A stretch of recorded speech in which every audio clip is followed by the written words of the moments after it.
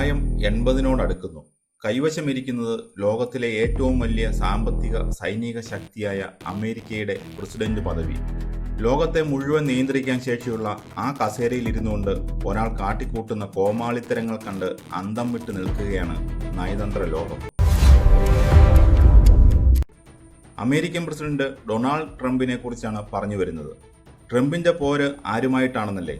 European രാഷ്ട്രീയത്തിലെ ഏറ്റവും ശക്തിയായ വനിതയും ഇറ്റലിയുടെ പ്രധാനമന്ത്രിയുമായ ജോർജിയ മെലോനിയോട്.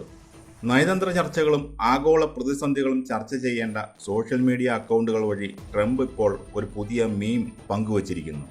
അതിൻ്റെ ഉള്ളടക്കം അറിഞ്ഞാൽ ആരും മൂക്കത്ത് വിരൽ വെച്ചു പോകും. ഇറ്റാലിയൻ പ്രധാനമന്ത്രി ജോർജിയ മെലോനിക്ക് തന്നോട് കടുത്ത അഭിനിവേശമാണെന്നാണ് ട്രംപിൻ്റെ പുതിയ കണ്ടുപിടുത്തം. തന്നെ കാണുമ്പോൾ മെലോനിയുടെ നിയന്ത്രണം നഷ്ടപ്പെടുന്നുവെന്നും അതുകൊണ്ട് മെലോനിക്കെതിരെ തനിക്ക് കോടതിയിൽ നിന്ന് ഒരു റെസ്ട്രെയിനിങ് ഓർഡർ, അതായത് വിലക്കുത്തരവ് വാങ്ങേണ്ടി വരുമെന്നുമാണ് ട്രംപ് കുറിച്ചിരിക്കുന്നത്. നമ്മുടെ നാട്ടിലെ ഏതെങ്കിലും കോളേജ് ക്യാമ്പസുകളിലെ കൗമാരക്കാരെ ഓർമ്മ വരുന്നില്ലേ?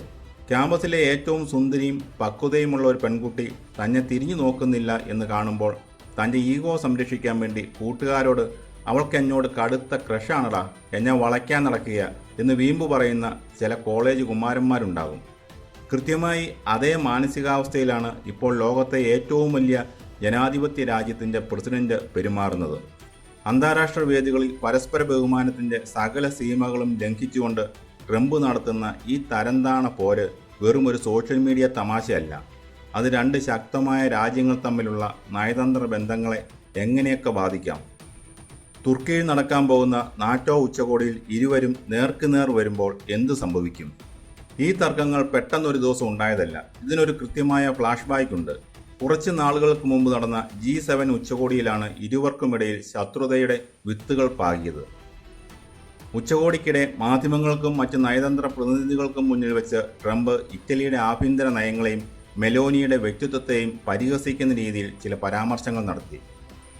ട്രംപിൻ്റെ പതിവ് സ്വഭാവം അറിയാവുന്ന പലരും അത് ചിരിച്ചു തള്ളി. എന്നാൽ ജോർജിയ മെലോനി അങ്ങനെയൊരു വ്യക്തിയല്ല. അവർ ട്രംപിൻ്റെ മുഖത്ത് നോക്കി ശക്തമായ ഭാഷയിൽ മറുപടി നൽകി. തൻ്റെയും രാജ്യത്തിൻ്റെയും പരമാധികാരത്തിന്മേലും അന്തസ്സിന്മേലും കൈവയ്ക്കാൻ അമേരിക്കൻ പ്രസിഡന്റായാലും അനുവദിക്കില്ലെന്ന വ്യക്തമായ സന്ദേശമാണ് അന്ന് മെലോനി നൽകിയത്. നയതന്ത്ര തലത്തിൽ ട്രംപിനേറ്റ വലിയൊരു തിരിച്ചടിയായിരുന്നു അത്. തൻ്റെ വാക്കുകൾക്ക് മുന്നിൽ ലോക നേതാക്കൾ തലയാട്ടുന്നത് മാത്രം കണ്ട് ചിരിച്ച ട്രംപിന് മെലോനിയുടെ ഈ മുഖത്തടിച്ചതുപോലെയുള്ള മറുപടി താങ്ങാൻ കഴിയുന്നതിലും അപ്പുറമായിരുന്നു. അവിടെയാണ് ട്രംപിൻ്റെ വലിയ ഈഗോ മുറിവേറ്റത്. US ഇറ്റലി ബന്ധങ്ങളിലും അതിൻ്റെ പ്രതിഫലനമുണ്ടായി.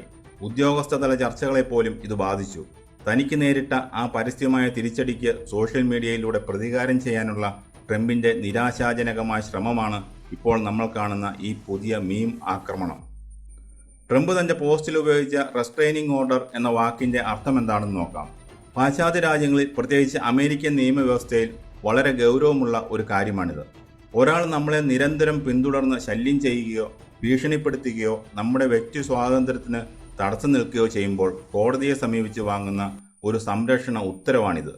ഈ ഉത്തരവ് പ്രകാരം ശല്യം ചെയ്യുന്നയാൾക്ക് ഇരയുടെ നിശ്ചിത മീറ്റർ ചുറ്റളവിൽ പ്രവേശിക്കാൻ അനുവാദം ഉണ്ടാകില്ല.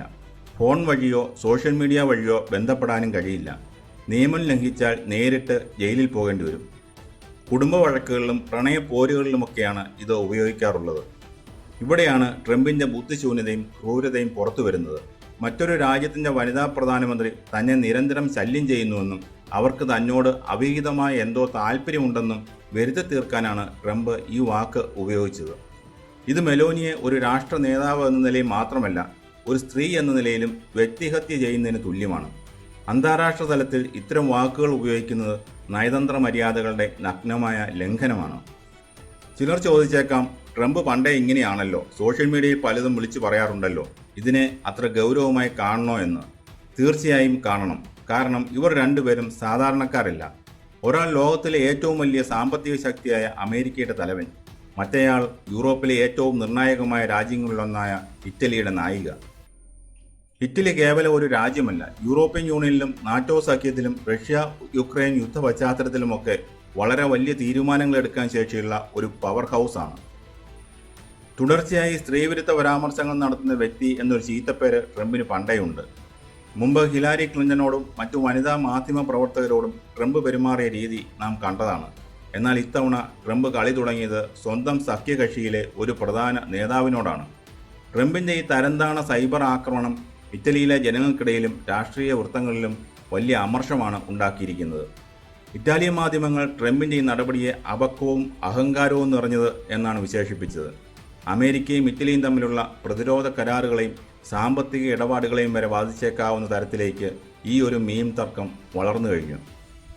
ഇനി നമുക്ക് നോക്കേണ്ടത് ജോർജിയ മെലോനി ഇതിനോട് എങ്ങനെ പ്രതികരിക്കുമെന്നാണ്. മെലോനിയുടെ രാഷ്ട്രീയ ചരിത്രം പരിശോധിച്ചാൽ ഒരു കാര്യം വ്യക്തമാകും. അവർ ഒട്ടും വിട്ടുകൊടുക്കുന്ന കൂട്ടത്തിലല്ല. തീവ്ര വലതുപക്ഷ രാഷ്ട്രീയത്തിലൂടെ ഇറ്റലിയുടെ അധികാര കസേരയിലെത്തിയ ആദ്യ വനിതയാണവർ. കടുത്ത പ്രതിസന്ധികളെയും പുരുഷാധിപത്യ ചിന്താഗതികളെയും തകർത്താണ് അവർ ഈ പദവിയിലെത്തിയത്. അതുകൊണ്ട് തന്നെ ട്രംപിൻ്റെ ഈ ഭീഷണിക്ക് മുന്നിൽ അവർ നിശബ്ദയായിരിക്കില്ല. മെലോനിയുടെ ഭാഗത്തു നിന്ന് രണ്ട് തരത്തിലുള്ള പ്രതികരണങ്ങൾ പ്രതീക്ഷിക്കാം. ഒന്ന്, അവർ ട്രംപിനെ പൂർണ്ണമായും അവഗണിച്ചുകൊണ്ട് ട്രംപിന് ഒരു അന്താരാഷ്ട്ര നേതാവിൻ്റെ നിലവാരമില്ലെന്ന് പരോക്ഷമായി കാണിച്ചു കൊടുക്കും. മറ്റൊന്ന്, വരാനിരിക്കുന്ന പ്രസ് മീറ്റുകളിലോ അന്താരാഷ്ട്ര വേദികളിലോ വെച്ച് ട്രംപിൻ്റെ ഈ മണ്ടത്തരത്തെ നയതന്ത്ര ഭാഷയിൽ തന്നെ കീറിമുറിച്ച് കയ്യിൽ കൊടുക്കും. ട്രംപ് എന്ത് വിചാരിച്ചാലും ഇറ്റലിയുടെ ആത്മാഭിമാനം പണയം വയ്ക്കാൻ മെലോനി തയ്യാറാകില്ല എന്ന് ഇറ്റാലിയൻ പ്രധാനമന്ത്രിയുടെ ഓഫീസ് വൃത്തങ്ങൾ ഇതിനകം തന്നെ സൂചന നൽകിയിട്ടുണ്ട്.